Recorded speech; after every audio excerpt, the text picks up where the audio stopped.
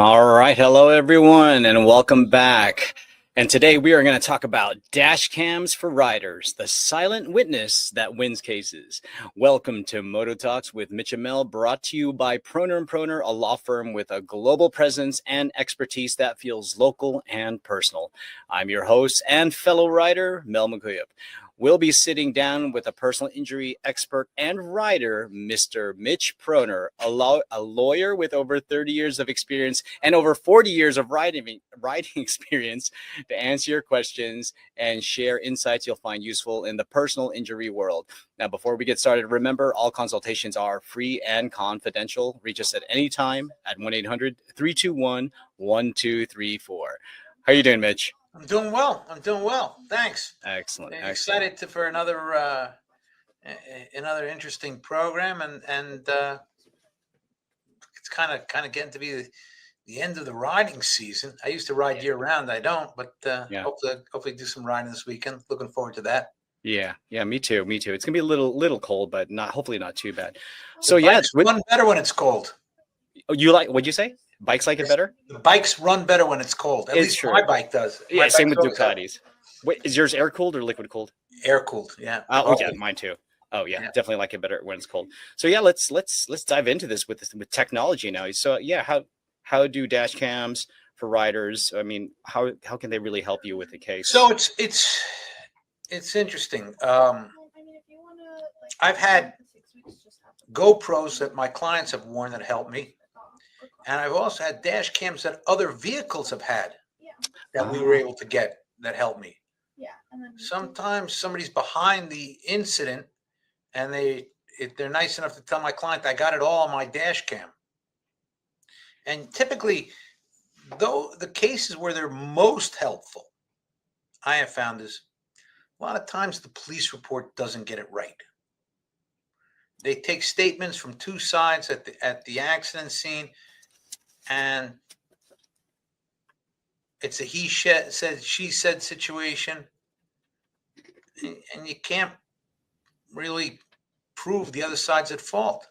And Right. Then all of a sudden you get the video. Typically it happens on a side swipe. The driver of the car says the motorcyclist was weaving out in and out of traffic. And then you see the dash cam video where the bike's going straight as an arrow and the car just comes over, boom. Oh. Or from the other side, happened. I had a case where a van pulled into my client. Okay. Pulling into the HOV lane over a double white line.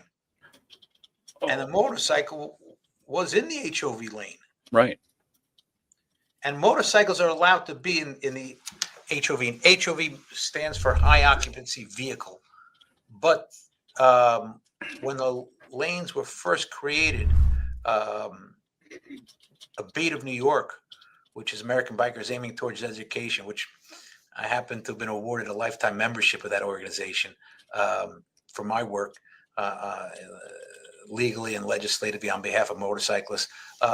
They gave me a lifetime membership, but ABATE is American Bikers Aiming Towards Education. And they lobbied Albany and got it changed so that motorcycles are permitted in HOV lanes. So my motorcyclist was going totally legal, totally proper, and the van just moved over into his lane, and we were successful in getting a good settlement. But anyway, I've also had, unfortunately, videos exchanged by the other side where it shows my client going through a steady red light. So it can help us, it can hurt us. Right, I see. But if you've got that if you've got that GoPro, it can certainly help out. It can provide crucial evidence to prove your case. So it's really important that, like, I know some riders actually ride while recording, and they should definitely just keep anything just in case something happens. Well, some riders are stupid too. I remember a rider who filmed themselves going 140 and then posted on YouTube. Yeah. And then they got a nice a nice summons in the mail. Oh boy. Yeah, I definitely have So, seen. you've got to be careful what you do with these videos too. Yeah, definitely. Well, I guess those are the things we just have to watch out for with today's new technology. All right. Well, thanks again, Mitch, for your insight with dash cams and GoPros and what have you.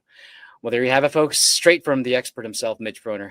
If you need our help, call us 24/7 at 1-800-321-1234. All consultations are free and confidential.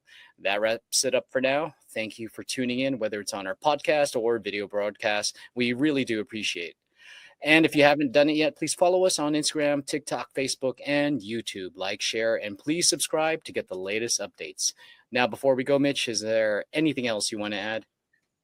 Whether you've got a GoPro or not, the most important thing is to ride like you're invisible. Yeah. Because to the other drivers on the road, you are invisible. They don't see you. They're going to make a left turn in front of you. Yeah. They're going to pull out from that stop sign. So always be careful when you see that vehicle that could be in your danger zone. Downshift, ease up on the throttle, and be prepared to make that emergency stop. And keep that cushion between yourself and the other vehicles as much as you can when you're riding. Ride like you're invisible, because you are. And be safe. Thanks. There you go. Definitely amazing advice. Thank you again. So thank you, Mitch, for another informative session. And thank you all for checking us out. And remember, we ride just like you and are here to help you when you need us. We'll see you next time. Thanks, Mitch. Thank you, Mel. Be well. You too. Bye-bye. Bye-bye.